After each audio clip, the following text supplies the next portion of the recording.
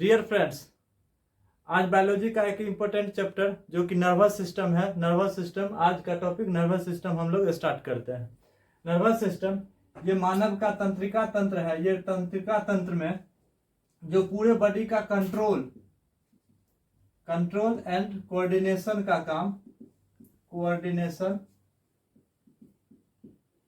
का काम करता है ह्यूमन नर्वस सिस्टम। मानव शरीर में तंत्रिका तंत्र का मेनली वर्क है पूरे बॉडी को कंट्रोल करना, और पूरे बॉडी में जो कोऑर्डिनेशन का वर्क होता है वो कंट्रोल करता है नर्वस सिस्टम। नर्वस सिस्टम तीन तरह का होता है। पहला सेंट्रल नर्वस सिस्टम, इसको हिंदी में बोलते हैं केंद्रीय तंत्रिका तंत्र। दूसरा होता है पेरिफेरल नर्वस सिस्टम,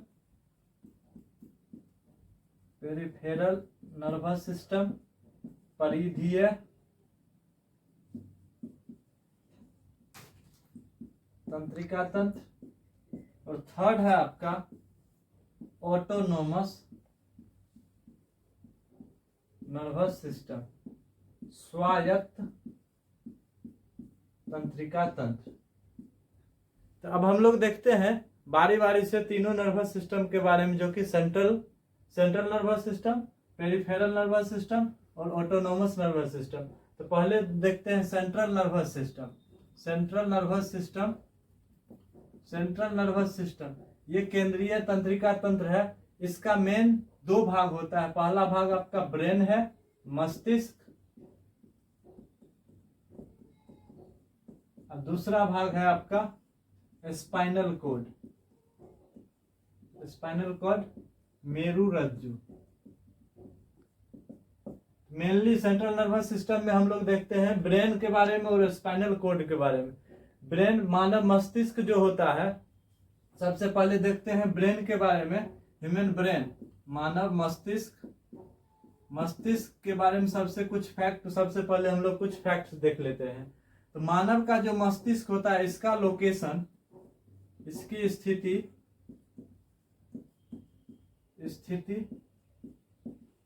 ये बिलो क्रेनियम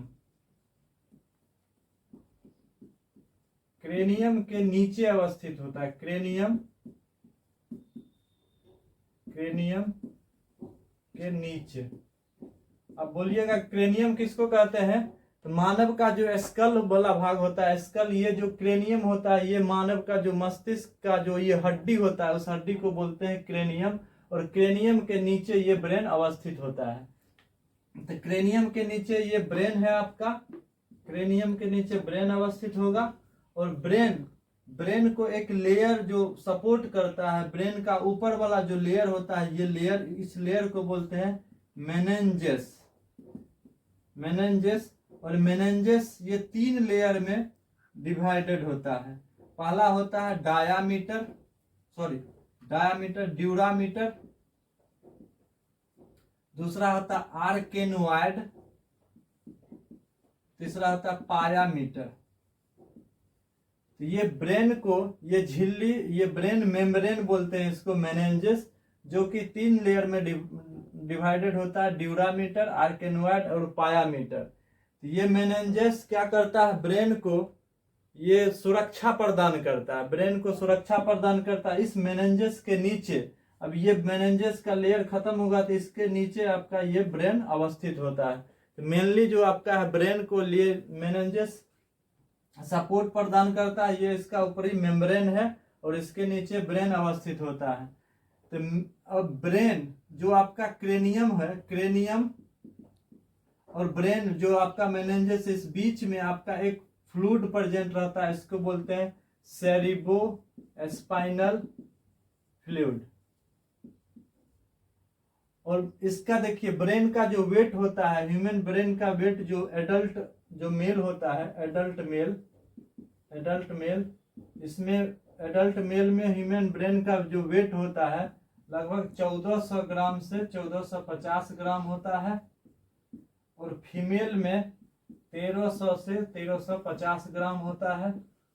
और जो बच्चा लोग रहता है, चाइल्ड में रहता है 300 से 400 ग्राम इसका वजन होता है। ब्रेन एक मानव शरीर का एक अंग है, ऑर्गन है, और हम लोग जानते हैं कि जितना भी ऑर्गन है कोई न कोई आपका सेल से मिलकर बना होता है। जो ब्रेन सेल होता है ये न्यूरॉन सेल होता है, ये न्यूरॉन सेल से मिलकर बना होता है ब्रेन सेल। और इस न्यूरॉन सेल में सबसे कम रीजेनरेशन पावर होता है। इसमें रीजेनरेशन पावर सबसे कम होता है, लोएस्ट रीजेनरेशन पावर होता है। यानी पुनः निर्माण की क्षमता जो न्यूरॉन सेल होता है ये सबसे कम होता है। और इसी न्यूरॉन सेल को बोलते हैं मानव शरीर की सबसे बड़ी कोशिका। तो लॉन्गेस्ट सेल बोलते हैं, longest cell of human body बोलते हैं न्यूरॉन को। और न्यूरॉन जो मानव मस्तिष्क है, मानव मस्तिष्क सबसे ज्यादा फैटेस्ट ऑर्गन होता है। तो मानव ब्रेन को बोलते हैं फैटेस्ट ऑर्गन इसलिए बोलते हैं कि हम लोग जो चीज खाते हैं, कार्बोहाइड्रेट, प्रोटीन और फैट, तो सबसे ज्यादा फैट का एब्जॉर्प्शन हमारा ब्रेन करता है। और ब्रेन में जो मिनरल्स प्रेजेंट होता है वो मिनरल है आपका सोडियम, ठीक। और सोडियम ये मिनरल ब्रेन में प्रेजेंट होता है। लगभग हम लोग जो खाना खाते हैं, उस कोई भी खाना जैसे खाते हैं, कार्बोहाइड्रेट हो गया, प्रोटीन हो गया, फैट हो गया, तो ये लास्ट में जाकर ग्लूकोज में ही ये टूटता है। और ग्लूकोज में टूटने के बाद ग्लूकोज C6H12O6 और इसका ऑक्सीडेशन होता है in the presence of oxygen, ये बनाता है CO2 + H2O और एनर्जी का फॉर्मेशन करता है। ये एनर्जी जितना हम लोग के शरीर में बनता है, उस एनर्जी का लगभग 20% एनर्जी ओनली ब्रेन यूज कर लेता है। और 80% एनर्जी जो कि मानव शरीर में टोटली यूज होता है, जो कि 20% ब्रेन यूज कर लेता है। जो बचा हुआ एनर्जी होता है लगभग 80% वो और अलग अलग अंग अपने उपयोग में कर लेता है। अब हम लोग देखते हैं ब्रेन का कितना पार्ट है। ब्रेन का 3 पार्ट है। पहला पार्ट को बोलते हैं फोर ब्रेन, अग्र मस्तिष्क। दूसरा पार्ट होता है मिड ब्रेन, और सबसे लास्ट पार्ट है आपका हिंड ब्रेन। फोर ब्रेन को बोलते हैं अग्र मस्तिष्क,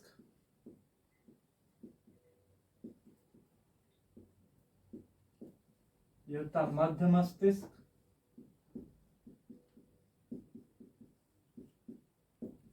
ये होता है पश्च मस्तिष्क।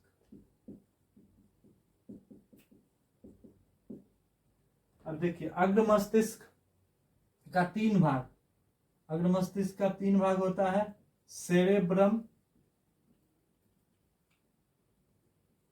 थैलेमस और हाइपोथैलेमस।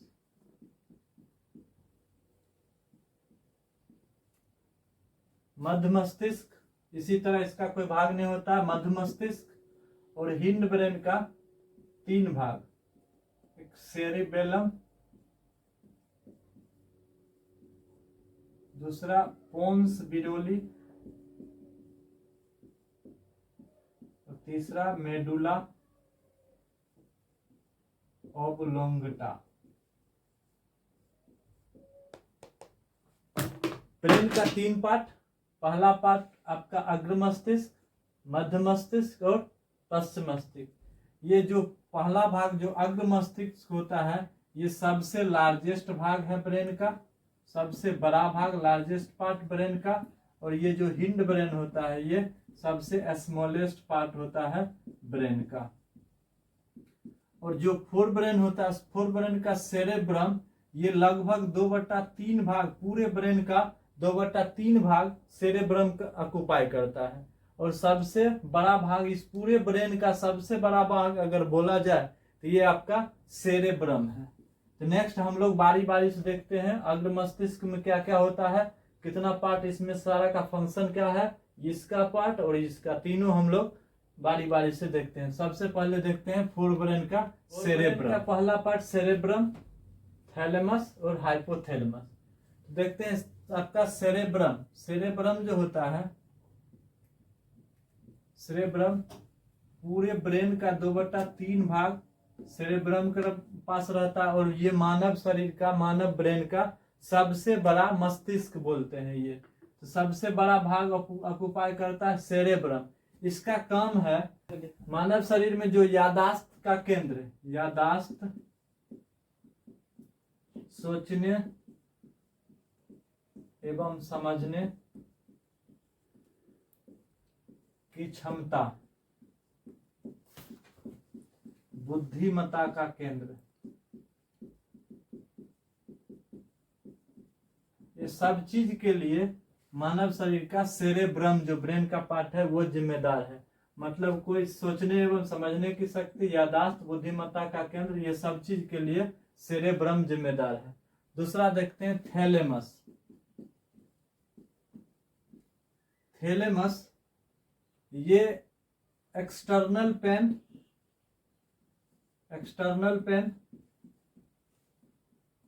एक्सटर्नल टेम्परेचर,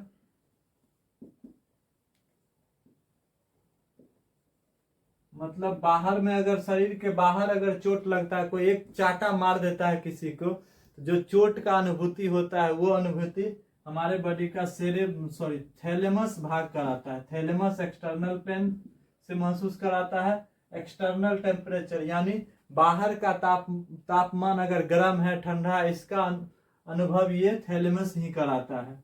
और थैलेमस मानव शरीर में जो सेंसरी ऑर्गन है, सेंसरी ऑर्गन, संवेदीयन, जैसे सेंसरी ऑर्गन है स्किन, टंग, आई, ईयर और नोज। तो स्किन, टंग और नोज, इस तीनों सेंसरी ऑर्गन को कंट्रोल करता है थैलेमस। और आई और ईयर को कंट्रोल करेगा अपना मिड ब्रेन, मिड ब्रेन। इसको हम लोग आगे पढ़ेंगे, लेकिन ये स्किन, टंग और नोज, इसको ये सेंसरी ऑर्गन है, इसको कंट्रोल करता है मानव शरीर का थैलेमस पार्ट। थैलेमस जो भाग है आपका ह्यूमन फोर ब्रेन का भाग है थैलेमस, वो कंट्रोल करेगा स्किन को, टंग को और नोज को। और एक्सटर्नल पेन, एक्सटर्नल टेम्परेचर, जैसे गर्म है, ठंडा, इसका भी अनुभूति कौन कराता है? थैलेमस कराता है। Next hypothalamus. हाइपोथैलेमस हम लोग पिछले चैप्टर में पढ़ चुके हैं इंडोक्राइन ग्लैंड में, जो कि हाइपोथैलेमस जो ग्लैंड है सेम वर्क करता है। हाइपोथैलेमस जो ब्रेन का पार्ट है ये करता है लव, हेट, भूख, प्यास, इंटरनल पेन, आंतरिक दर्द, मूड, सिंगिंग अ सॉन्ग, ये सब चीज का अनुभूति दिलाता है हाइपोथैलेमस।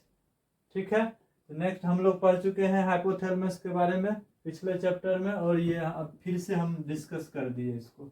ठीक है, नेक्स्ट हम लोग पढ़ते हैं मिड ब्रेन के बारे में, मध्य मस्तिष्क, मिड ब्रेन। मिड ब्रेन का मेनली काम है आई और ईयर, मतलब देखने का काम और सुनने का काम, इस दोनों को कौन कंट्रोल करता है? मानव शरीर का मध्य मस्तिष्क जो भाग है, मध्य मस्तिष्क, वो कंट्रोल करता है आई और ईयर को मेनली। उसके बाद हम लोग देखते हैं हिंड ब्रेन। तो हिंड ब्रेन आपका 3 पोर्शन में फिर से डिवीजन है, पश्च मस्तिष्क, हिंड ब्रेन। हिंड ब्रेन का फर्स्ट पार्ट देखते हैं सेरेबेलम। सेरेबेलम, तो सेरेबेलम का मेनली 3 इंपॉर्टेंट वर्क है।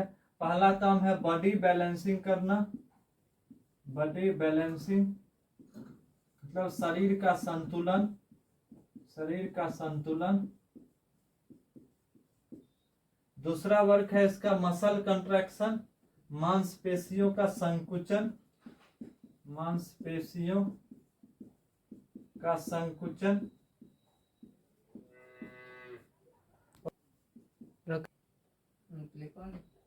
मांसपेशियों का संकुचन, मसल कंट्रैक्शन।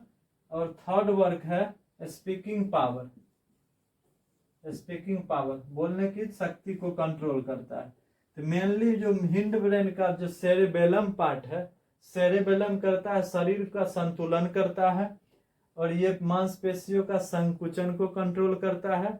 और थर्ड स्पीकिंग पावर, हम लोग देखते हैं कि कोई आदमी अगर अत्यधिक मात्रा में अल्कोहल पी लेता है, ड्रिंक कर लेता है, तो उसका बॉडी बैलेंसिंग गड़बड़ हो जाता है। इट मीन्स उसका सेरेबेलम ठीक रूप से काम करना बंद कर देता है, जिसके कारण उसका बॉडी बैलेंसिंग गड़बड़ा जाता है और उसमें स्पीकिंग पावर की कैपेसिटी भी गड़बड़ हो जाता है, कुछ से कुछ बोलने लगता है। इट मीन्स उसका सेरेबेलम डिस्टर्ब हो जाता है, उस समय सेरेबेलम अनकंट्रोल हो जाता है। तो नेक्स्ट पार्ट देखते हैं हिंड ब्रेन का दूसरा भाग, मेडुला ओब्लोंगटा। मेडुला ओब्लोंगटा तो हिंड ब्रेन का सेकेंड पार्ट है। हम लोग देख लिए सेरेबेलम बॉडी बैलेंसिंग का काम कर रहा था, स्पीकिंग पावर और मसल कंट्रैक्शन का वर्क कर रहा था कौन, सेरेबेलम। सेकेंड पार्ट है हिंड ब्रेन का मेडुला ओब्लोंगटा। मेडुला ओब्लोंगटा करता क्या है, मानव शरीर में जो इनवॉलेंटरी रिएक्शन है, अनैच्छिक क्रियाएं, इनवॉलेंटरी रिएक्शन, इनवॉलेंटरी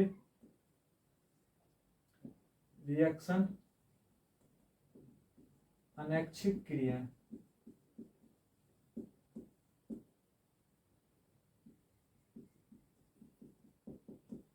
मानव शरीर में जो अनैच्छिक क्रियाएं हैं उसको कंट्रोल करता है मेडुला ओब्लोंगटा। अब ये इनवॉलेंटरी रिएक्शन होता क्या है, तो वैसा मानव शरीर के अंदर वैसा रिएक्शन जिसको हम लोग अपने कंट्रोल में नहीं कर सकते हैं, मतलब उसको हम खुद से कंट्रोल नहीं कर सकते, वो बिना किसी भी कंट्रोल के वो खुद ब खुद अपने आप होते रहता है। जैसे इनवॉलेंटरी रिएक्शन में जैसे हम लोग देखते हैं कि जैसे डाइजेशन हो गया, रेस्पिरेशन हो गया, ऑक्सीडेशन हो गया, ब्लड सर्कुलेशन हो गया, या खराटे लेना, या छींक मारना, या पलक का झपकना, ये सारा चीज हो गया आपका इनवॉलेंटरी रिएक्शन। तो इनवॉलेंटरी रिएक्शन मेनली दो तरह का होता है, एक आपका vital involuntary reaction, vital reaction बोल सकते हैं, वाइटल, और एक आपका होता है एक्सेसरी रिएक्शन। वाइटल बोलते हैं जैविक क्रियाएं, और ये आपका सहायक क्रियाएं। अब देखिए दोनों में अंतर समझते हैं। वाइटल रिएक्शन वैसा रिएक्शन जिसके अगर नहीं होने से, अगर ये रिएक्शन मानव शरीर में नहीं होगा तो इसके नहीं होने से आदमी का मृत्यु तक भी हो सकती है, इसलिए इसका होना जरूरी है। जैसे रेस्पिरेशन को हम लोग कंट्रोल भी नहीं कर सकते हैं, और अगर ये क्रिया नहीं होगी तो मानव की मृत्यु हो सकती है। रेस्पिरेशन हो गया, जैसे डाइजेशन हो गया, ब्लड सर्कुलेशन हो गया, जैसे एक्सक्रीशन हो गया, अगर इनमें से कोई रिएक्शन अगर नहीं होगी मानव शरीर में, अगर नहीं संपन्न होगा, मानव शरीर का डेथ हो जाएगा। और आपका एक्सेसरी रिएक्शन वैसा रिएक्शन जिसके नहीं होने से भी कोई फर्क नहीं पड़ता मानव शरीर पे, लेकिन इसको हम रोक भी नहीं सकते। जैसे छींकना, जैसे डकार मारना, डकार करना, जैसे पलक झपकना इत्यादि, ये सब आपका एक्सेसरी रिएक्शन है, एक्सेसरी सहायक क्रिया है। देखते हैं हम लोग पोन्स विरोलाई या पोन्स विरोली या पोन्स विरोलाई इसको बोलते हैं। इसका मेनली वर्क है, जो भी शरीर के अंदर जो भी रिएक्शन होता है, मेनली जो चीज सिग्नल ब्रेन के पास आता है, इसको बोलते हैं it communicate body part two brain. इसका मतलब हुआ ये कि अगर कोई सिग्नल आई से आई, अगर कोई देखा, ईयर अगर कोई चीज देखा, तो ये मेनली ये पोन्स विरोली के पास आएगा, और पोन्स विरोली ब्रेन के उस पार्ट को ट्रांसफर कर देगा। इट मीन्स देखने का और सुनने का काम कौन करता है, तो ये पोन्स विरोली डिसाइड करेगा, ये मिड ब्रेन के पास इस सिग्नल को भेजेगा। तो पोन्स विरोली क्या करेगा, ये बॉडी का पार्ट है ईयर और आपका ईयर और आई, इसको पोन्स विरोली कम्युनिकेट करके भेज देता है मिड ब्रेन के पास। मान लीजिए नोज है, जैसे स्किन का काम है, जैसे टंग, ये सब काम करता है आपका कौन, थैलेमस हम लोग पढ़े हैं, तो ये फोर ब्रेन के पास इसको ट्रांसफर कर देता है। ठीक, मेनली जो सिग्नल बॉडी के पार्ट से कोई सिग्नल आता है पोन्स विरोली, उसको उस रिलेटेड ब्रेन के पार्ट के पास भेज देता है। तो मेनली पोन्स विरोली का काम हो गया, it communicate body part two brain. तो ब्रेन ये पोस्टमास्टर का काम करता है। ये पोस्टमास्टर करता क्या है, इस पार्ट को उस ब्रेन के रिस्पेक्टेड पार्ट के पास ट्रांसफर कर देता है। तो नेक्स्ट हम लोग अगले पार्ट में देखेंगे पूरा ये नर्वस सिस्टम का, मेनली ये जो पार्ट है आपका सेंट्रल नर्वस सिस्टम, ये सेंट्रल नर्वस सिस्टम यहाँ पे आपका खत्म होता है। अगले पार्ट में फिर मिलते हैं। Thank you.